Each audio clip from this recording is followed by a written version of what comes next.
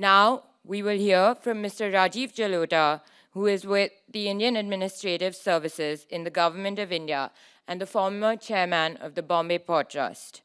Mr. Jalota will bring in the government perspective and talk about how the government can be an enabler in bringing women into the workforce, even in traditionally male-dominated industries. Welcome, Mr. Jalota.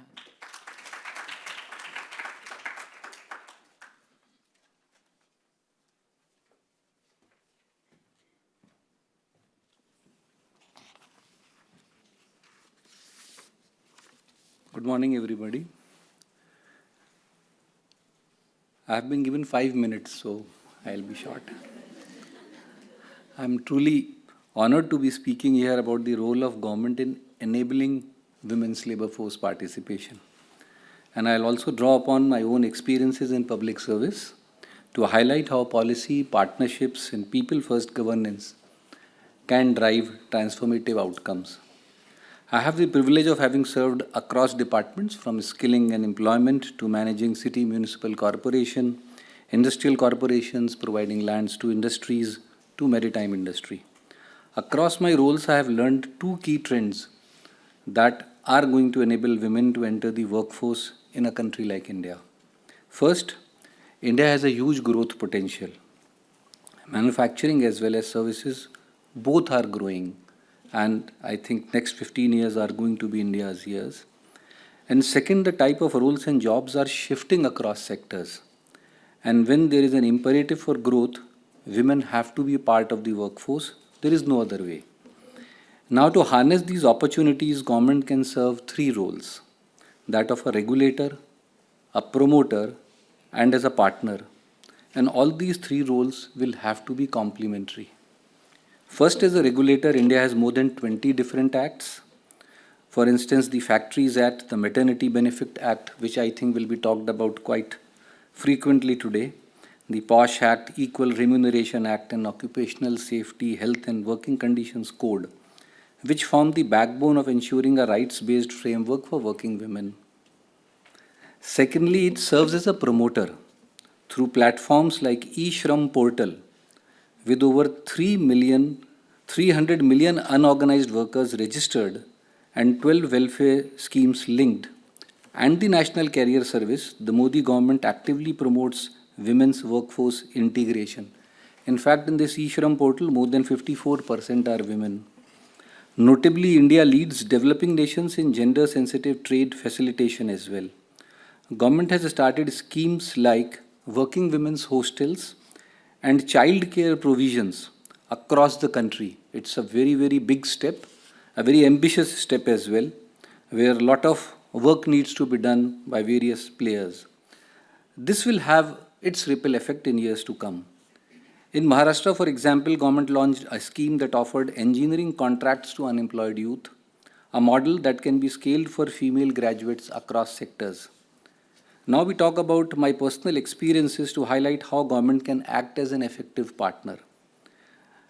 While I was working in the Industrial Development Corporation in Maharashtra, being the most industrialized state, we were facing a huge investor demand.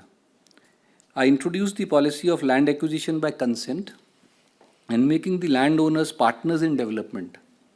While doing this, we also introduced skill training of the local population based on a skill demand assessment of future industries.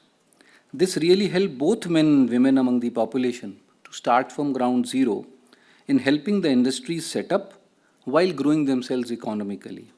Women became part of construction, they worked as drivers, they were running canteens in industries.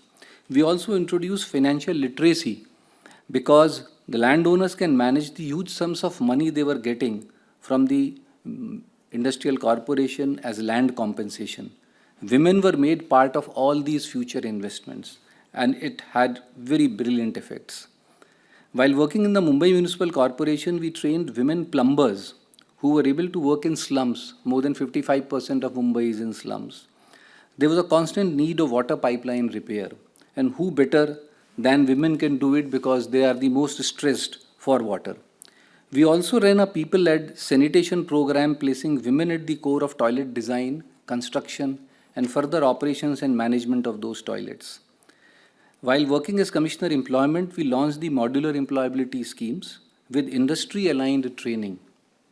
And this increased the number of modular courses from 450 to 1500 in a matter of a year. Initiatives like Rojgar Katta matched local employers with women job seekers, a precursor to today's gig platforms.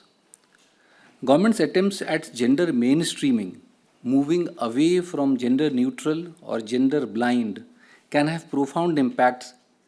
I'll give you an example of a mining sector in India recently where government started women in mining, and such a sector which is considered as the fort of males, we see that women are holding diverse roles as mine managers, mining engineers, geologists, maintenance engineers, and even heavy earth moving machinery operators. This has seen good success. The present central government has also created still sector councils where gender mainstreaming is a focused area. For instance, in the logistics sector, we see that only 2% women are employed out of 9.5 million in freight logistics. By 2030, this sector is going to add 5.3 million new jobs, a crucial opportunity to increase women's participation through formal training, targeted policies, and more digitization coming in. In the tourism and cruise sector, India is a rising power in cruise employment, with more than 25% of global cruise crew being Indian, and the number of women is growing. Tourism provides vast employment potential to women. Digital work and automation, we are seeing a rise in digital infrastructure and remote work models. Women can increasingly access work from home, and we are seeing that non-traditional employment is coming up in a big way.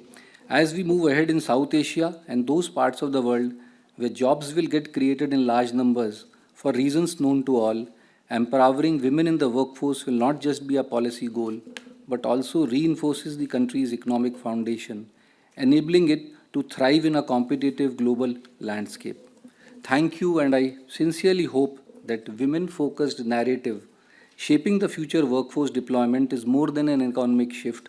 It's the dawn of a new era of empowerment and opportunity for all. Thank you.